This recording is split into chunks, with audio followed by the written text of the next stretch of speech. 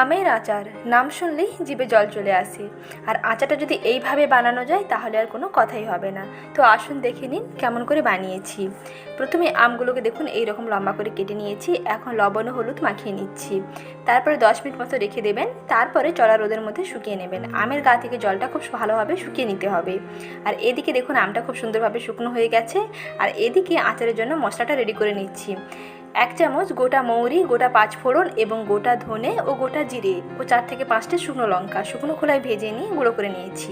তারপরে আচারের জন্য কড়াইতে বেশ খানিকটা সর্ষের তেল দিয়ে তারপরে 1 চামচ 5 ফোড়ন ও 2টো শুকনো লঙ্কা কেটে ফোড়ন দিয়ে তারপরে আমগুলোকে তুলে একটু নাড়াচাড়া করে নিয়ে দিয়ে দিয়েছি চিনি। চিনি দেওয়ার পরেই দিয়ে দিতে হবে একটু ভিনিগার। দেখবেন চিনিটা খুব তাড়াতাড়ি গলে যাবে। চিনিটা যখন এরকম ফুটতে থাকবে তারপর তৈরি করে রাখা গুঁড়ো মশলাটা দিয়ে দিতে হবে এবং সবশেষে 1 চিমটি লবণ দিয়ে দিচ্ছি। কিছুক্ষণ পাকিয়ে নেওয়ার পরে চিনির খুব সুন্দর একটা পাক এসে যাবে এবং আচার দেখুন একেবারে রেডি। এইভাবে বানিয়ে বছর জুড়ে সংরক্ষণ করুন।